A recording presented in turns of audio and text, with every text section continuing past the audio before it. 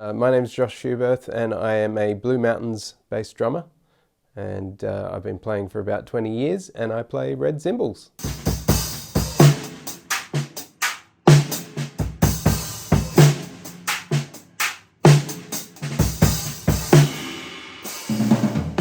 Well, I was a guitarist first, and then I started picking up drums in about year 5 or something in the music room at school that had a drum kit set up, and I finally got a chance to sit behind a kit. And I don't know, I always had this pull towards drums for some reason. Even when I was learning guitar, I was more interested in my friends learning drums and picking their brains about what they learnt.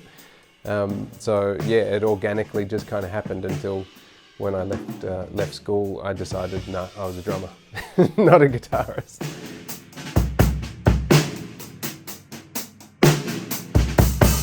The first kind of big gig that I got was with Josh Pike. So I worked with him for about 7 years, I think. I was his touring drummer, and that was really exciting because I think I was about 20 when I got that gig, and the first tour that we ever did was supporting Eskimo Joe on their Black Fingernails Red Wine tour, which at the time was a huge record. So suddenly I got to play in these really big venues like the Enmore, and is it what's the big room down in Melbourne? There's a couple, not the Forum. Is it the Forum? I don't know. The one with the cool ceiling. Yeah, I think it's the Forum. Yeah, and so it was a full national tour, and got to all of a sudden see the whole country and get paid a very small amount to play the drums. But yeah, then from Josh Pike got bigger and bigger, and his touring enabled me to then start playing in bigger rooms and bigger tours, and got to do all the big festivals like the Big Day Out and Home Bake and Falls Festival, and we even played Glastonbury over in the UK.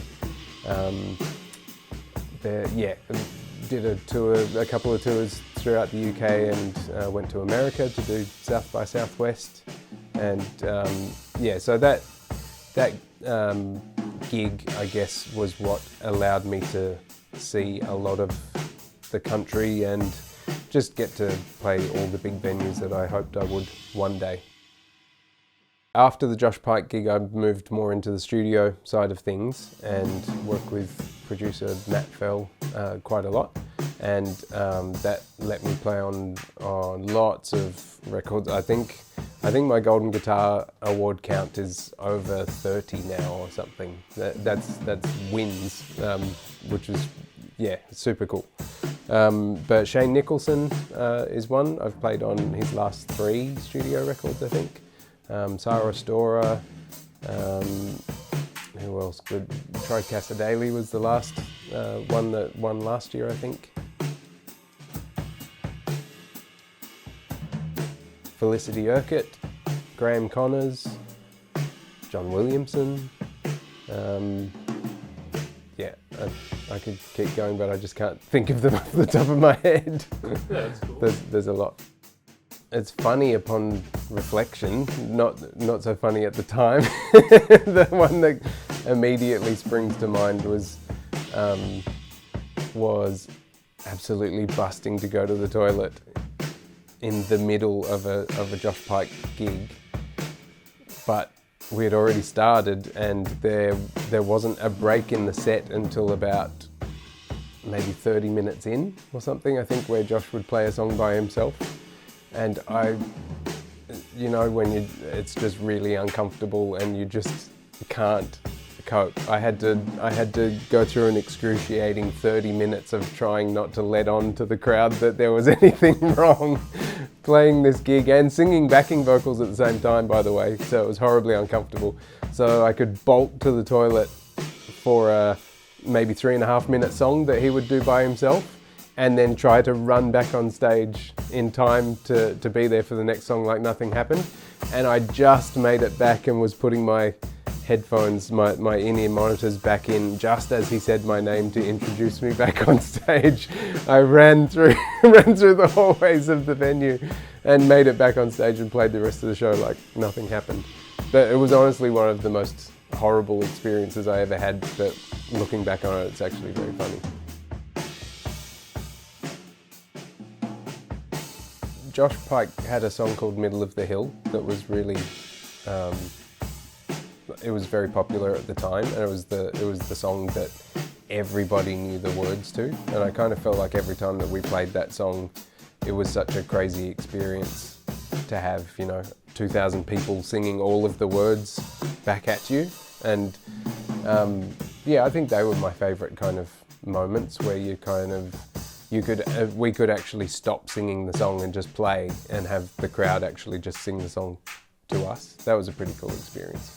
It's always very different though for the drummer, because when you're at the back of the stage, you do feel a little bit disconnected from everybody else, and I think that's the one thing I would have liked to experience, is actually being at the front of the stage, to have a bit more of that direct connection. It's something as drummers we miss out on a little bit.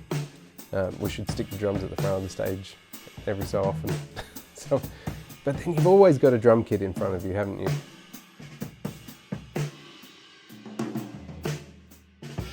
I've been a songwriter myself for a really long time and have a lot of songs that I've written but have never actually recorded. And I think the thing that got me into everything that I did in the first place and learning to be an engineer as well was my interest in trying to figure out why do records sound the way that they sound. And I was really interested in that aspect of things, and how to get really good drum sounds, and why does that snare drum sound like that, and why do those cymbals sound like that, all those details of things. And I put a lot of effort into trying to actually learn all of those skills, because I just wanted to make my own music and make it sound the way that I imagined in my head. I ended up using that skill for other people's music and making lots of other people's ideas come to life, but I never actually put any of that effort into just making my own songs come to life in that sense. And I think maybe I burnt out a little bit creatively from doing it for everybody else for so long, that the thing that I should probably do when I have the energy to do it is actually do my stuff. That's probably the project that I would like to do, is make my own music and put all of the skills to use that I learned,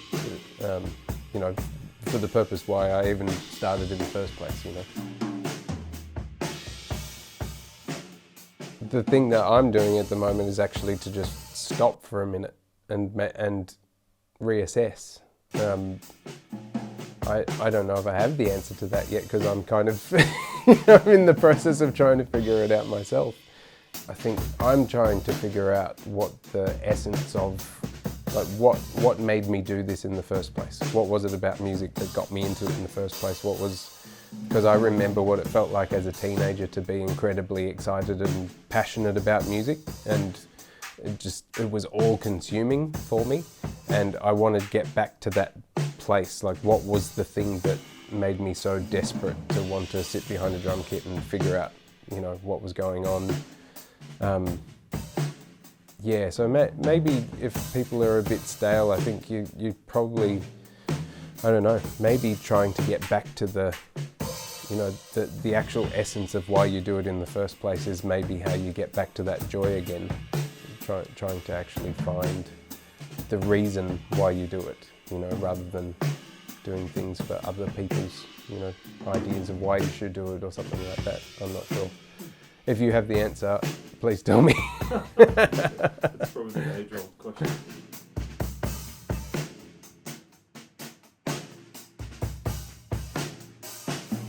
The type of work that I ended up doing was all about songs. So I guess the thing that set me apart from other drummers, and the reason why I would get the gig over someone else, was my sensitivity to songs and understanding how to play a song, not play drums. So I think drums is definitely an instrument that you can be guilty of not playing the song and just playing beats, and especially because drummers often do a lot of practice by themselves, just learning amazing chops, really fancy fast fills and things like that, but they very rarely actually have a use in music when you're playing music, unless you're playing fusion or jazz or some genre that allows you to put that into practice, or metal, you know, and it's something where that is the idea. If outside of those spaces, it's not actually terribly useful to be able to do that stuff. It's more important to know how to play a song really well and how to emote in your playing and how to convey a message through your playing, and that's actually harder, I think, than learning chops. And I think it's really all about listening. You have to learn how to listen properly. So I would say to young drummers to put an equal amount of effort into actually listening to music and listening to songs and how songs are structured, and why one song is amazing and another song isn't. What makes you feel so good about one and not the other. That's just as important as learning how to play a paradiddle at blistering speeds, you know, which I can't do. Matt Chamberlain's probably the drummer that really turned on my brain to the kind of drumming that I probably do now. I think the way that he plays songs, when I heard him play with Tori Amos on a record called Scarlet's Walk, he was the reference point for how to play a song as in the genres that I was working in. So I love Matt Chamberlain. Jim Keltner's a drummer that I ended up listening to later, and he informed a lot of the approach that I kind of took to playing songs and thinking outside the square. Jay Belleros is another drummer who's along a similar line to Jim Keltner, really interesting drummer. They're kind of the key ones. Of course, like Steve Gadd's obviously a classic in terms of, I really love his playing with James Taylor, and I mean, he's played on everything, but yeah. There's another guy, Ted Paul, who I've found recently. He played on a record with Andrew Bird, and I absolutely love his playing. There's some cool choppy drummers that I like too, but I can never do that sort of thing.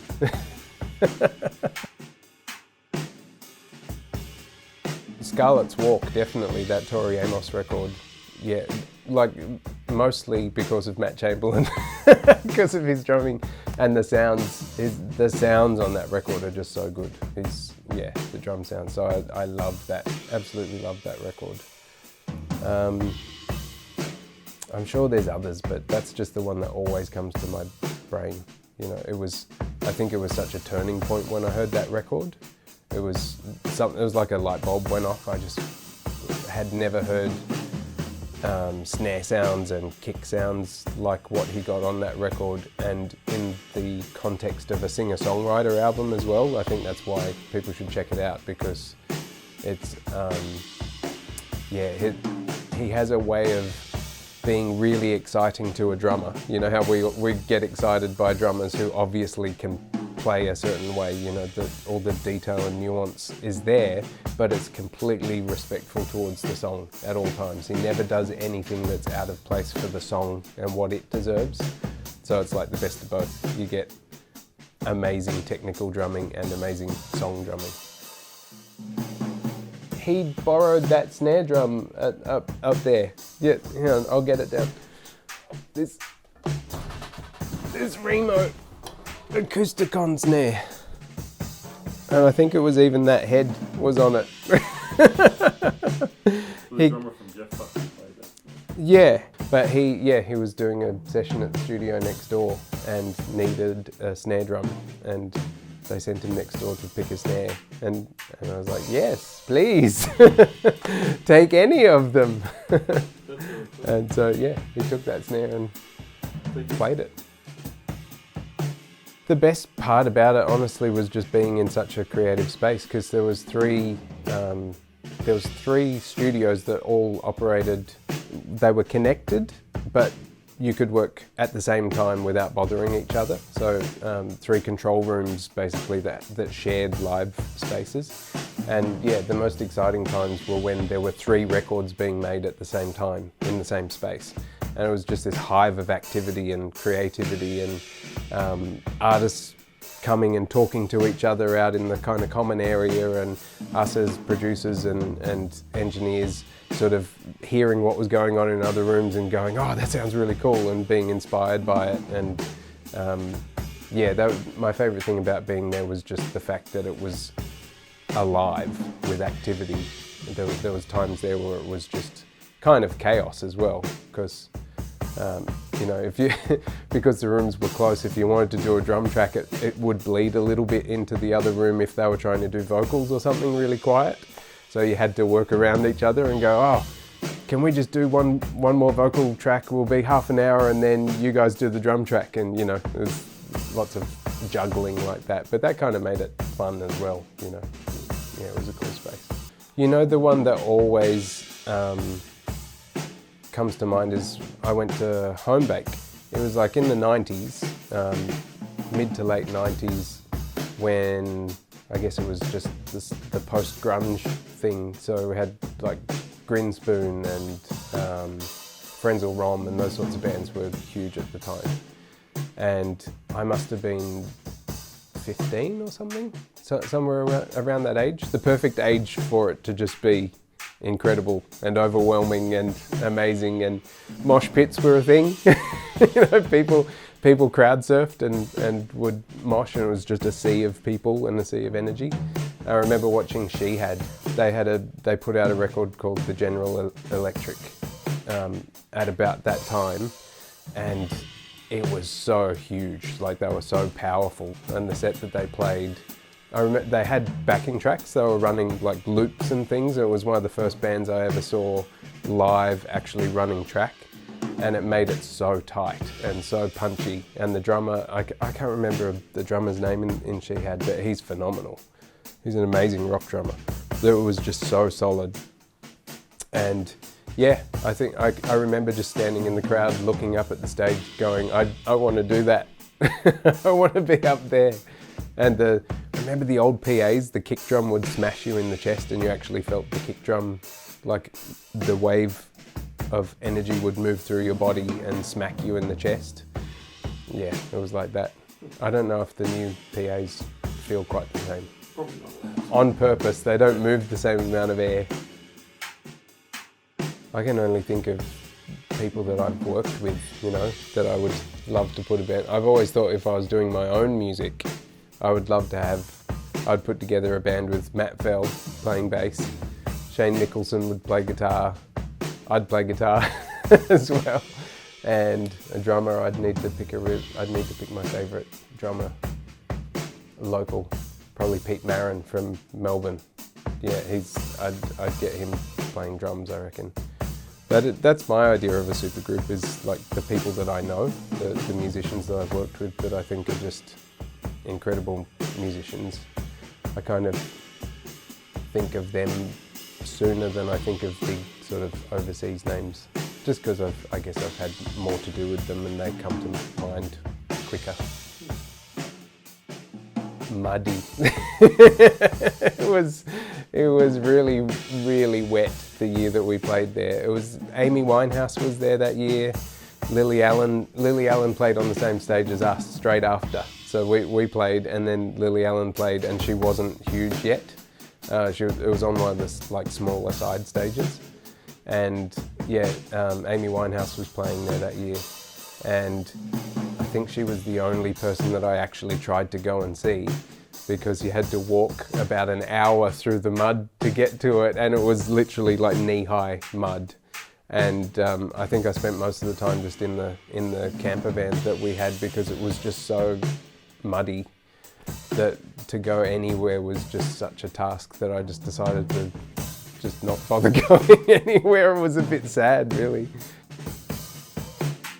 Yeah, that was nuts as well, because Josh took me over there as a keyboardist, and I can't play keys.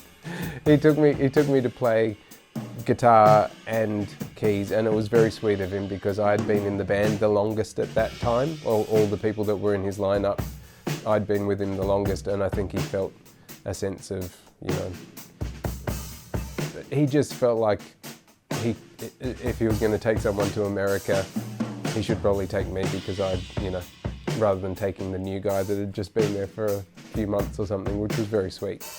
But for some reason he wanted me to play keys, and I said, I can't really play keys, and he said, yeah, you can. So my memory of South by is freaking out on stage, trying to work out or trying to remember how to play some songs on the piano and failing miserably. I think there was a bunch of times I just stopped playing. So I basically just stood on stage and danced. That's pretty cool. Yeah.